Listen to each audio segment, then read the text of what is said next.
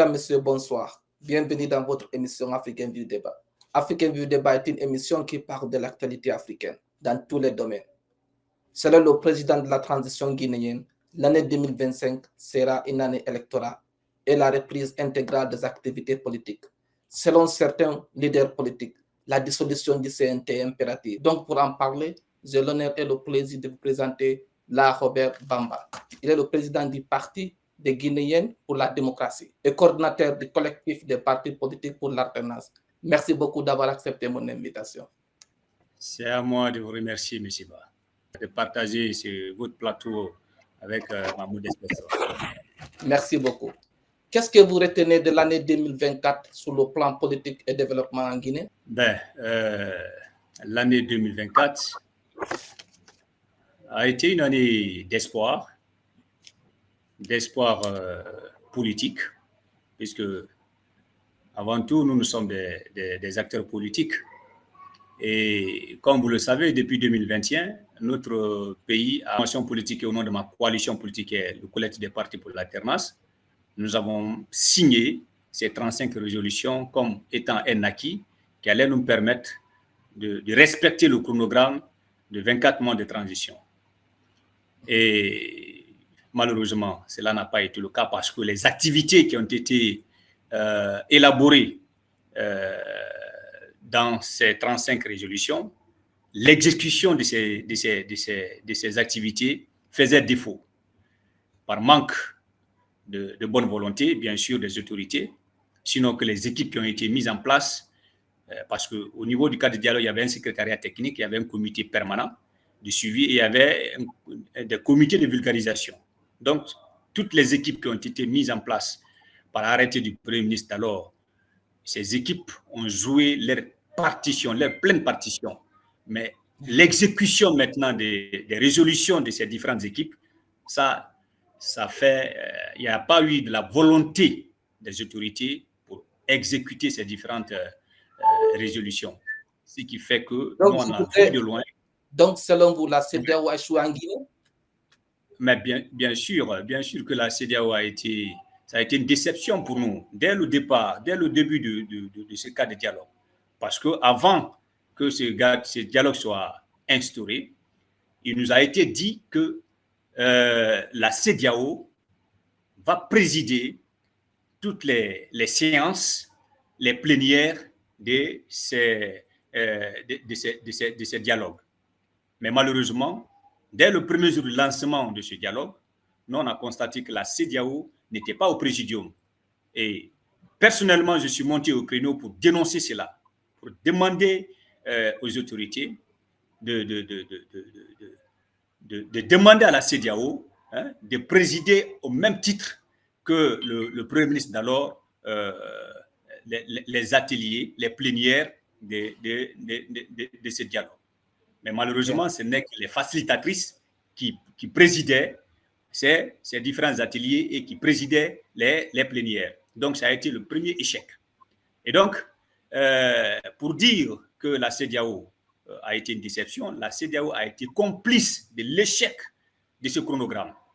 Donc, sur le plan économique, c'est vrai qu'il y a eu quelques actes que le CNRD a posés. Quand on prend, par exemple, la réalisation des infrastructures routières, il y a, au niveau de Conakry, il y a eu quand même certains quartiers qui ont été désenclavés, puisqu'il y a eu des transversales, des déviations qui ont été bitumées.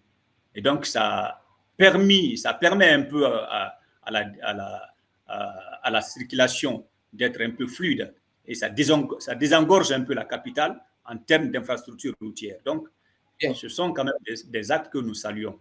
Et sur le plan social, j'avoue que je peux me permettre que sur le plan social, cela n'a pas été tout à fait rouge, parce que le social rime avec le quotidien des Guinéens, le panier de la ménagère. Du jour d'aujourd'hui, le quotidien des Guinéens est très difficile.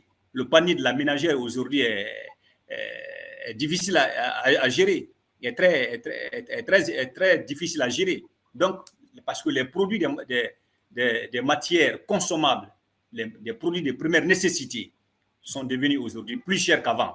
Donc, sur le plan social, moi, je me dis qu'il y a eu encore, il y a assez de problèmes encore à ce niveau. Ben, et puisque une transition, ce n'est pas pour venir résoudre les cas sociaux ni le développement, une transition, c'est pour résoudre une crise qui est là. Et cette crise, c'est une crise politique. Donc, la transition, pour nous, elle est politique. Donc, bien sûr, je voudrais même insister là-dessus. Parce que oui. certains Guinéens pensent que la transition, c'est pour développer le pays. Et certains Guinéens pensent que la transition, ce n'est pas pour développer le pays. C'est juste mettre des mécanismes en place pour le retour à l'ordre constitutionnel. Qu'est-ce que vous répondez à ces gens qui pensent que la transition, ce n'est pas le retour à l'ordre constitutionnel? Non, non, pas. Moi, je me dis, et pour être plus explicite et plus conséquent, je pense que la transition, c'est une crise. Et cette crise, elle est politique.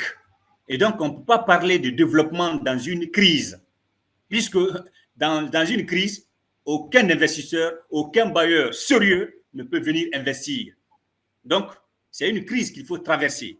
Et c'est une crise politique. Donc, pour nous, la transition, elle est politique. D'ailleurs, c'est pourquoi nous avons dit lors de notre dernière conférence de presse et également le 10e sommet de la conférence des coalitions politiques et fêtières que nous venons d'organiser, dont je suis encore, j'ai été plébiscité par mes collègues à l'unanimité comme étant secrétaire exécutif de cette conférence qui a regroupé ce jour-là 11 coalitions politiques et fêtières. Quel était l'objectif de cette rencontre? Ben, l'objectif de cette rencontre, c'était non seulement pour relancer la conférence, parce qu'il y a eu au moins 4 à 5 mois que la conférence ne s'était pas encore réunie. Et donc, c'était le premier objectif à atteindre, c'était de relancer la conférence des coalitions politiques et fêtières. Et le second objectif, c'était de réorganiser la conférence.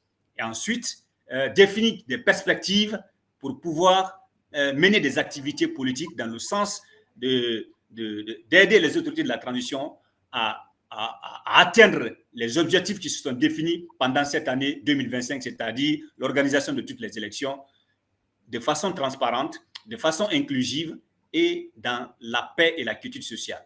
Donc, c'était ces 3 objectifs qui étaient définis lors de cette rencontre de la conférence des coalitions politiques et fêtières. Et donc, je disais que la transition n'est pas du tout une période de développement, c'est une période politique, c'est une période de crise, c'est une période politique qu'il faut régler par des mécanismes politiques pour sortir de la crise. Vous avez écouté le discours du président de la transition. Quelle est votre analyse? Qu'est-ce qui vous a marqué? Bien, le discours de Nouvel An du président de la République,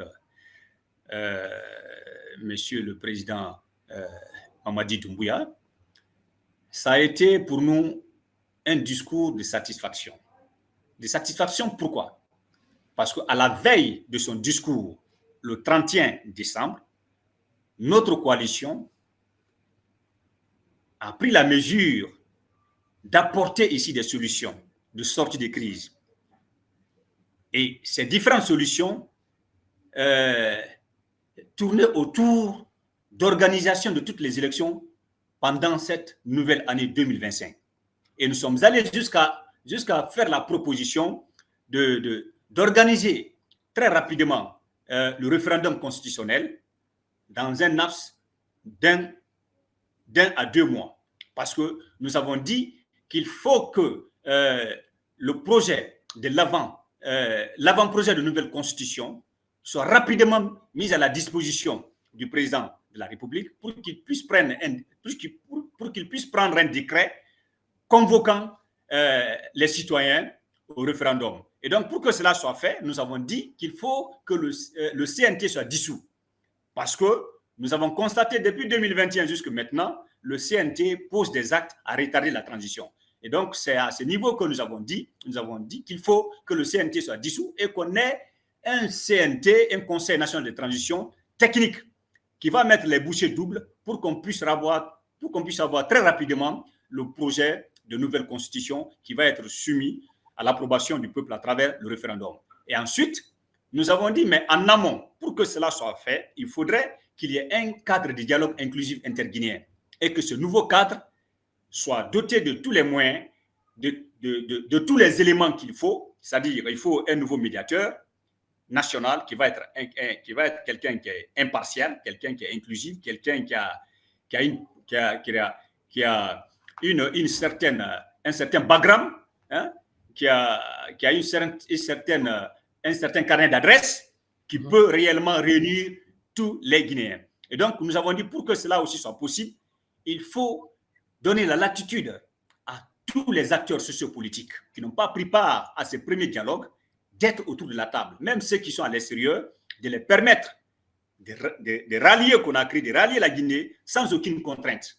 Et que ceux qui sont en prison ou ceux qui ont disparu, ceux qui sont en prison, d'abord qu'on les gracie et qu'on les animistie, s'ils doivent être animistés, qu'on les animistie pour qu'ils puissent participer pleinement, non seulement au dialogue, mais pleinement aux différentes élections. Et que ceux qui ont disparu, qu'on puisse, puisque ça relève de la responsabilité régalienne de l'État, qu'on les recherche et qu'on les mette à la disposition de leurs différentes familles. Voilà le vrai socle ici d'un vrai dénuement de ces crises. Et donc, nous estimons que pour avancer dans la paix, dans l'inclusivité, dans l'organisation de ces élections, il faut d'abord que ce premier acte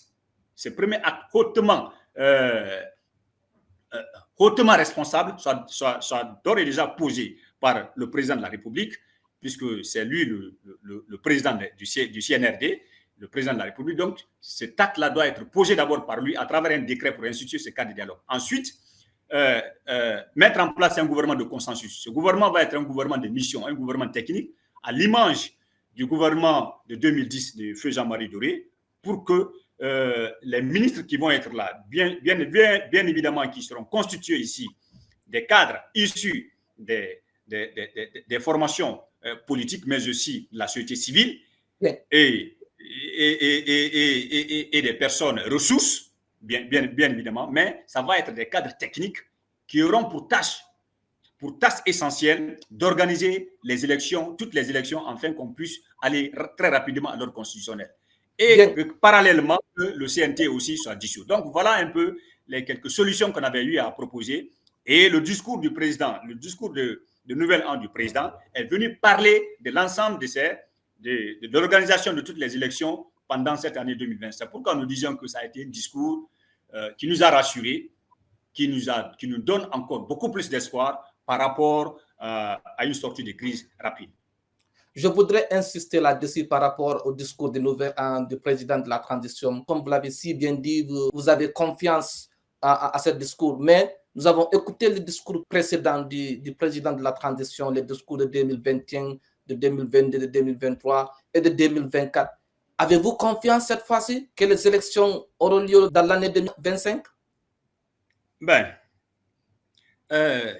Oui, nous avons l'espoir.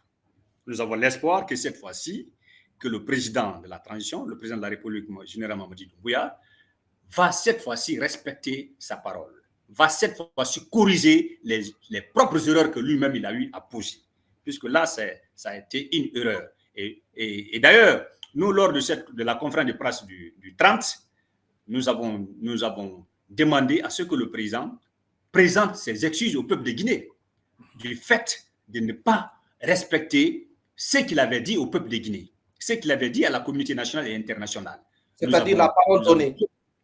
Oui, la parole donnée, la parole du soldat. Donc, nous avons dit qu'il devrait demander excuses, présenter ses excuses au peuple de Guinée, puisque l'homme proposé, Dieu dispose, et que cela a été indépendamment de sa volonté. Et donc, bien que cela n'a pas été fait, mais nous estimons que, comme lui, il aime le dire chaque fois, il faut corriger les erreurs du passé. Ce n'est plus les erreurs que les autres ont eu à commettre, mais c'est ses propres erreurs que lui-même, il a eu à commettre. Donc, nous estimions que lui-même, il va faire son propre mea culpa à lui-même et il va prendre des dispositions pour corriger ses propres erreurs.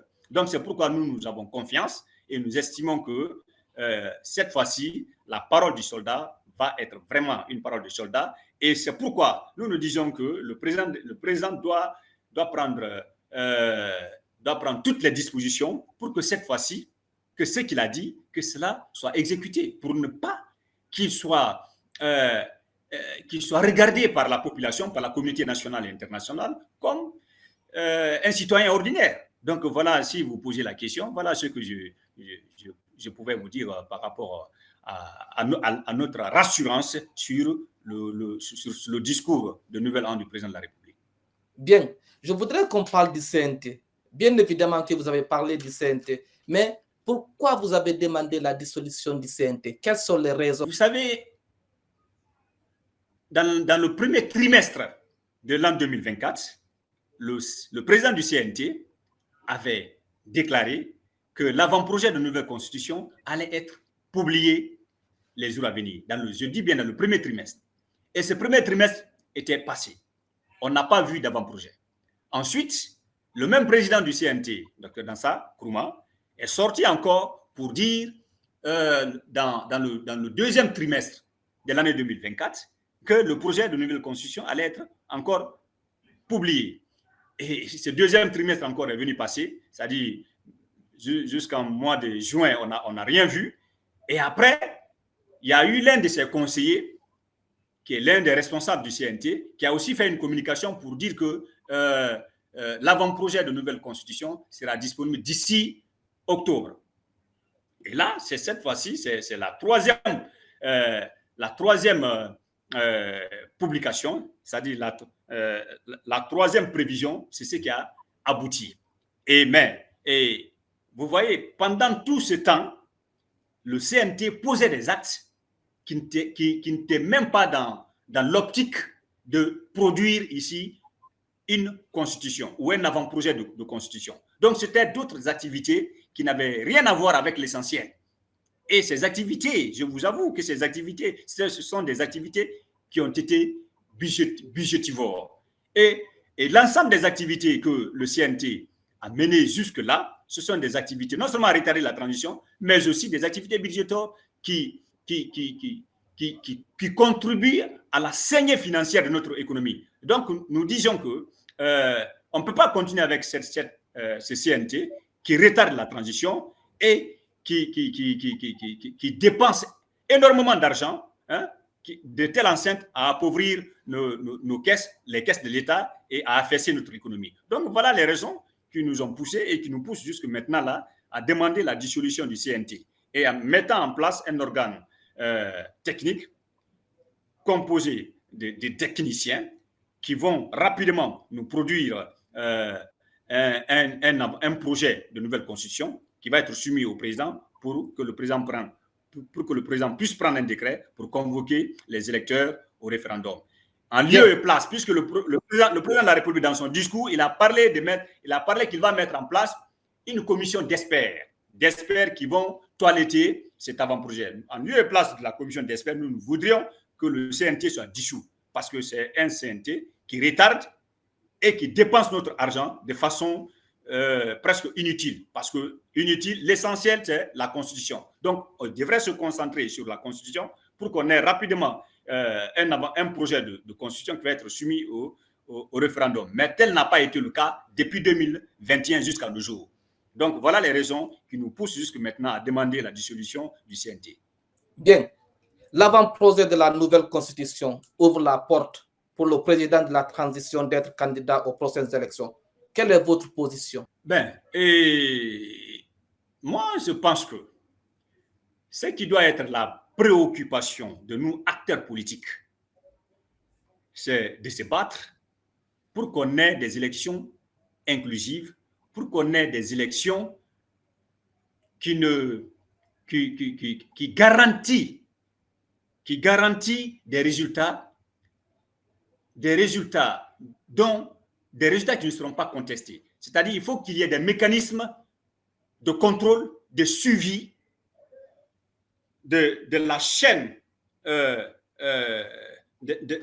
préparation de ces élections jusqu'à l'organisation de ces élections. Si ces mécanismes-là sont mis en place, je pense que c'est l'essentiel pour nous. Donc, si je comprends très bien, Vous Oui. n'êtes pas contre la candidature du président de la transition? Non. Dans la situation actuelle, il faut être visionnaire, il faut être réaliste pour ne pas penser que le président Mamadi Doumbouya ne va pas se présenter. Il faut être utopiquement intellectuel pour ne pas penser à cela. Dans la mesure où ses propres propositions, ses propres décisions qu'il avait eu à prendre de respecter la fin de la transition le 31 décembre 2024, cela n'a pas abouti. Sans oublier la parole donnée. Il n'a pas du tout honoré la parole donnée.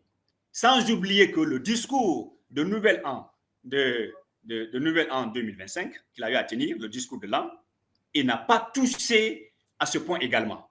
Donc, nous, en tant que politiques avisés, nous disions qu'il pourra bel et bien déclarer sa candidature. Ou alors... Donc, quelle sera la réaction de l'opposition? Bien, moi je pense qu'actuellement, il n'y a pas d'opposition. Il n'y a que des acteurs politiques, des acteurs sociopolitiques qui se battent pour qu'il y ait un retour à l'ordre constitutionnel, puisqu'il n'y a pas un parti au pouvoir. Donc, on ne peut parler d'opposition que lorsqu'il y a un parti au pouvoir. Parce que les responsables de la transition qui sont là, ce sont des responsables qui ne sont pas des responsables légaux, parce qu'ils n'ont pas été élus par le peuple. Là, il faut appeler le chien par son nom. Ils ne sont pas des responsables légaux. Pour qu'ils soient légaux, il faut qu'il y ait des élections et que le peuple les choisisse. Et donc, moi, je pense que le combat que nous, acteurs politiques, nous devrons mener, c'est un combat pour que les élections qui vont être organisées soient des élections transparentes, des élections crédibles, des élections inclusives dont les résultats ne souffriront d'aucune contestation. Si notre combat c'est ça, je pense qu'il est fort possible, même si le président déclare sa candidature, s'il y a une bonne organisation de la classe politique, que le candidat de la classe politique puisse remporter. Pensez-vous qu'un candidat de la classe politique peut remporter les élections devant le président de la transition, Mamadi Doumbouya? C'est une possibilité si les élections sont garanties par la transparence de la chaîne, de la première chaîne des activités d'organisation de ces élections. Quand je parle de la première chaîne d'organisation de ces élections, le fichier électoral qui doit être là, il faut que les acteurs sociopolitiques soient d'accord sur le fichier qui va être là. Parce que c'est l'une des premières choses. D'ailleurs, j'ai oublié de vous parler de cette partie. Nous avons demandé que le fichier de 2020 soit mis à la disposition de l'OIF pour que cet organe puisse toiletter ce fichier de 2020 qui va le mettre à la disposition de la Guinée pour que ces différentes élections puissent être organisées le plus rapidement que possible. Parce qu'on ne peut pas attendre les résultats issus du RAVEC, du Programme national de ressaisissement administratif à vocation d'état civil, pour pouvoir extraire ce fichier électoral. Pourquoi? Parce que selon les informations que les techniciens de ce RAVEC, les agents du RAVEC nous rapportent, qui sont actuellement sur le terrain en train de distribuer les fiches d'enrôlement, il y a encore plusieurs quartiers qui n'ont pas encore eu plusieurs citoyens des quartiers n'ont pas encore eu ces fiches de renseignement. Donc les agents eux-mêmes nous ont dit que les 2 mois qu'on les a donnés pour faire l'enrôlement, que ces 2 mois-là ne suffiront pas. Que les responsables, le coordinateur national ou le CNRD sera obligé de les donner encore 3 autres mois, c'est-à-dire 5 mois encore pour avoir ce fichier. Donc, est-ce que nous allons attendre jusqu'à 5 mois pour avoir ce fichier ou 6 mois pour avoir ce fichier pour pouvoir extraire le fichier électoral pour dire qu'on va aller aux élections? Non. Si nous attendons cela... Oui, c'était par rapport à ça que j'ai tellement insisté sur la question, parce que selon certains experts, les élections présidentielles n'auront pas lieu en 2025. Oui, si nous maintenons que que ce fichier, que le fichier électoral doit être issu du programme national de recensement administratif à vocation d'état civil, ça c'est une réalité. C'est pourquoi nous, le CPA, le collectif des partis politiques pour l'alternance, nous avons demandé que le fichier de 2020 soit mis à la disposition de l'OIF pour que cet organe technique... Selon vous, quelles sont les solutions pour un retour rapide à l'ordre constitutionnel? Selon ma formation politique, le PGD, Parti des Guinéens pour la démocratie, et ma coalition dont je suis le coordinateur, le collectif des partis pour l'alternance, pour aller rapidement à l'ordre constitutionnel, il faut d'abord que les acteurs sociopolitiques soient d'accord sur le mécanisme d'aller à ces élections. Et pour être d'accord, il faut être autour de la table. C'est pourquoi nous avons dit que le président de la transition, le président de la République, Mamadi Doumbouya, doit prendre un décret pour instituer un nouveau cadre de dialogue avec un nouveau médiateur. Et que les acteurs sociopolitiques qui n'ont pas pu prendre part d'une manière ou d'une autre à la précédente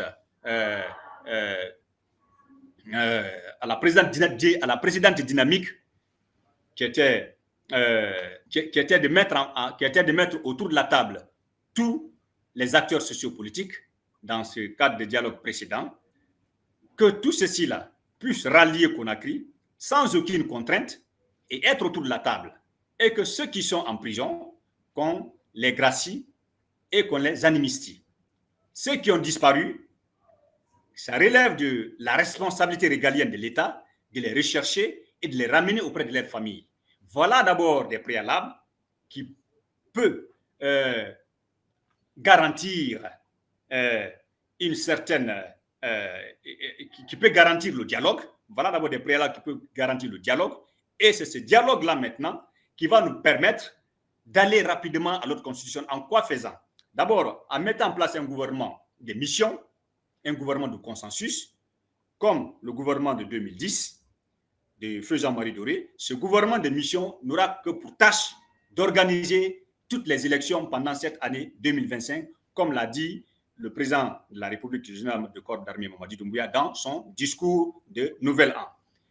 Et parallèlement, que le CNT soit dissous, qu'on mette en place un CNT technique qui va mettre les bouchées doubles pour qu'on puisse avoir, d'ici mois de février, d'ici fin février, pour qu'on puisse avoir le projet de nouvelle constitution qui va être soumis au président de la République et que ce dernier va prendre un décret pour convoquer les électeurs fin mars. Si cela est fait, les étapes, les mois qui vont suivre, les autres élections pourront être organisées. Et avec quel fichier? Avec le fichier de 2020. Nous ne voudrions pas qu'on attende qu'on ait le fichier du RAVEC pour pouvoir extraire. Parce que dire qu'il faut attendre le RAVEC pour extraire le fichier électoral, ce qui veut dire qu'on ne pourra pas organiser les élections en 2025. Donc, pour organiser ces élections en 2025, il faut un fichier. Et pour aller plus rapidement, nous pensions qu'il faut prendre le fichier de 2020, confier à l'OIF et que l'OIF, les techniciens de l'OIF font le toilettage, qu'ils mettent ce fichier à jour et que ce fichier nous permette d'aller très rapidement aux élections. Donc voilà les solutions que nous mettions à l'approbation de la communauté nationale et internationale et surtout au président Mamadi, général de corps d'armée Mamadi Doumbouya, pour qu'il puisse honorer sa parole d'honneur qu'il a eu à émettre dans son discours de Nouvel An au peuple de Guinée et à la communauté internationale. Bien, je voudrais qu'on parle de disparitions comme le cas de Fonike Mangue, de Bin Loba, de Habib Marwan et tout récemment l'arrestation de Aliouba qui a été condamné 2 ans ferme de prison. Quelle est votre analyse par rapport à ça? Nous avons condamné et nous condamnons encore avec la dernière énergie ces disparitions, ces arrestations. Parce que nous estimons que dans une crise, si nous voulons vraiment aller à l'essentiel, c'est d'aplanir les différends et sortir de cette crise. Si nous voulons sortir de la crise, il ne faut pas poser des actes à enliser la crise. C'est pourquoi nous avons condamné avec la dernière énergie ces différents actes qui ont été posés par les autorités de la transition. Parce que un citoyen ne peut pas disparaître. Un adulte, un père de famille ne peut pas disparaître. Et que il y a dans un passé récent que le porte-parole du gouvernement dit qu'un adulte peut disparaître. Non, dans une république, dans un État sérieux. Oui, qu'un adulte a le droit de disparaître. A le droit de disparaître. Dans un gouvernement sérieux, on ne peut pas se permettre de tenir un tel langage. Donc, nous estimons que, jusqu'à preuve du contraire, les différentes propositions que nous avons eu à faire, et surtout le discours de Nouvel An du président de la République, va permettre à ce que le climat actuellement qui est là, que ce climat de crise soit désamorcé. Je pense qu'ils vont revenir à de meilleurs sentiments, ils vont gracier ceux qui sont en prison, amnistier ceux qui doivent être amnistiés et retrouver ceux qui ont disparu pour que ceux-ci-là soient auprès de leur famille, et ce qui va nous permettre de sortir de cette crise et d'aller très rapidement vers l'ordre constitutionnel. Bien. Alors, quel est votre message à l'endroit du général Mamadi Doumbouya? Bien. Mon message, le message de mon parti, de ma formation politique, le PGD, Parti des Guinéens pour la démocratie, et de ma coalition, le collectif des partis pour l'alternance, est un message de paix. Et je pense que le président de la République, le général de corps d'armée Mamadi Doumbouya, est un homme de paix. À travers son dernier discours de l'an.